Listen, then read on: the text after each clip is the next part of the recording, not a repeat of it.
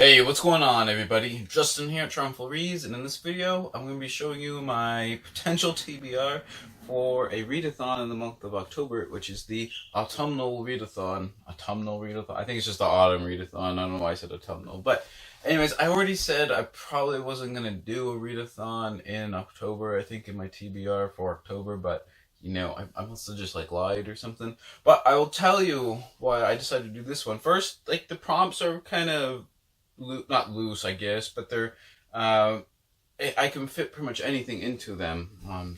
That's part of the reason. Plus, also on the video, on the announcement video, and this readathon was created by Mercy's Bookish Musings, and it takes place from September 20th through the 26th. But the quote I wrote down was, "It's a very relaxed readathon," so that's partly why I rejoined. And the quote was, "This readathon is prompts and not challenges because you can do what the hell you want." And because of that, I decided, yep, I'm definitely doing this readathon because I can just kind of twist the prompts to fit anything I want to read anyways. But let's just go through the prompts. And I don't know, I just like readathons for some reason. I think they help give me that little edge or push to read a little bit more. So I think that's why I like doing them, and I felt kind of weird not doing one in October, so I decided to do the smaller one, and just see how it goes. So challenge number 1 is to read a gothic or spooky book. And I'm not sure what I have for that, but then I saw this on my shelf, and it's a really odd-shaped book, but it's Rest in Pieces by Bess Lovejoy.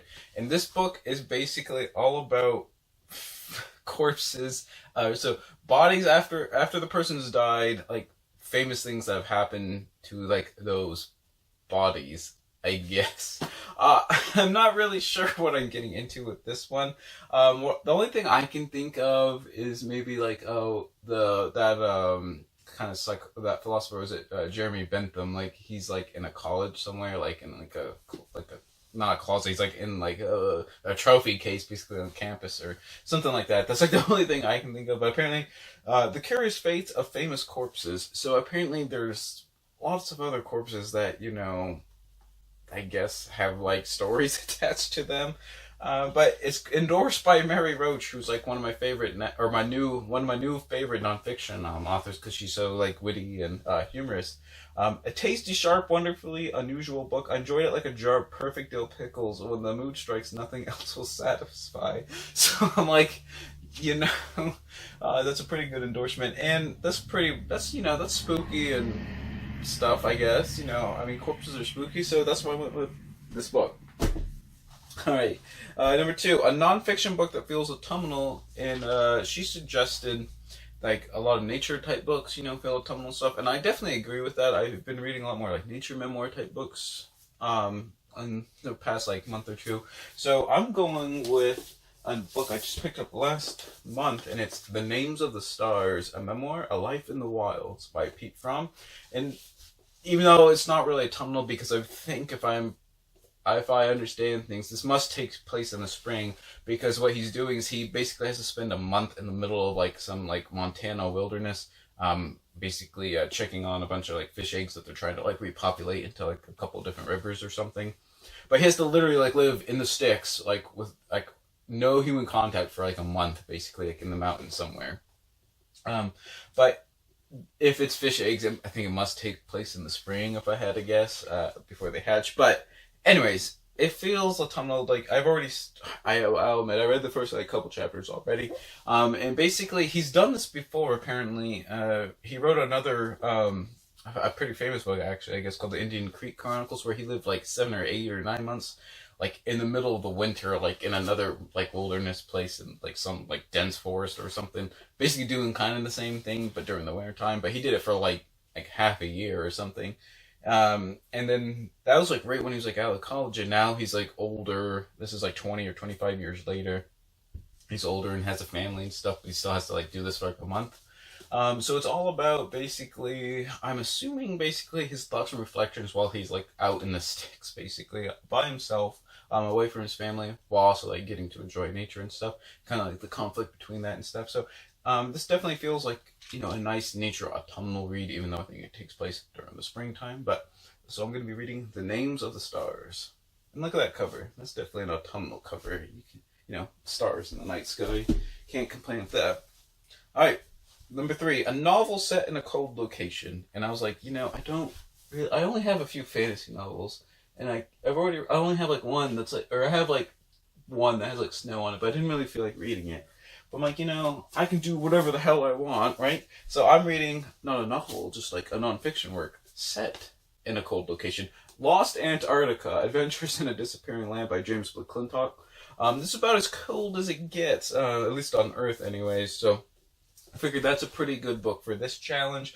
James McClintock has only written one other book, and I've already read it, and it was A Naturalist Goes Fishing.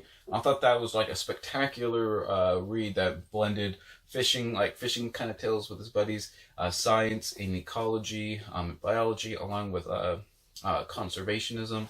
Like, all that was blended together into like this really just masterpiece.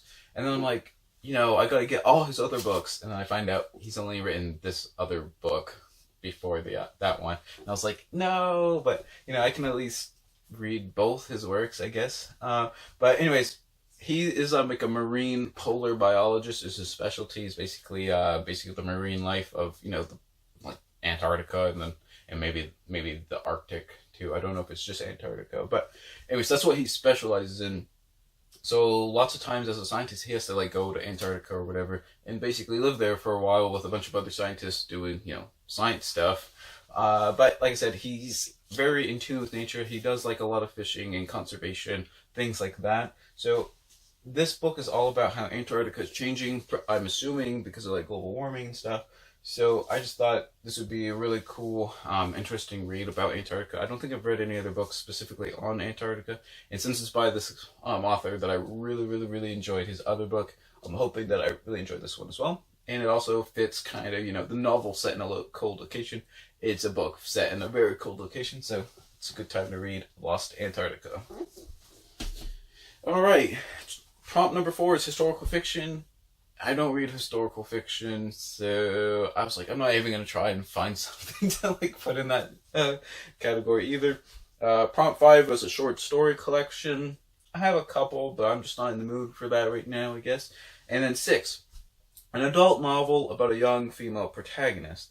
And since I can do whatever the hell I want, I'm going with Half the World by Joe Abercrombie, even though I think this is more of a YA series, I guess, than his like other works.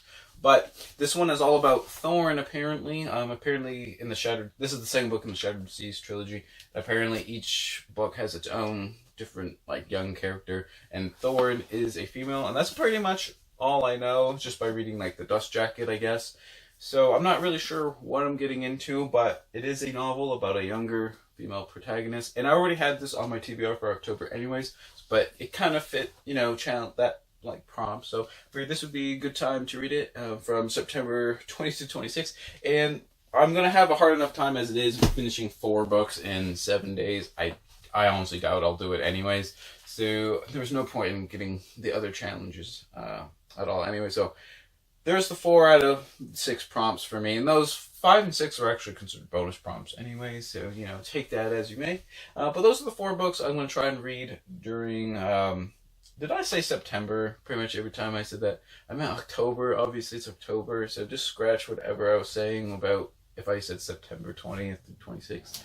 I have no idea why I said that. But anyways, those are the 4 books I'm going to try and read for the autumn readathon. I just thought this was a cool little relaxed, cozy readathon. Sometimes I enjoy those more than the really like strict, like die-hard readathons. So those have their place too, and I think they're fun as well. But like I said, I was in a more relaxed mood this month, so that's why I went with this one. And just tell me if you guys are participating in this readathon, and if you have a TBR video or announcement video or whatever, leave a link to that down below, or tell me that you have one. I'll go check it out. And always remember, whatever you decide to read, read victoriously.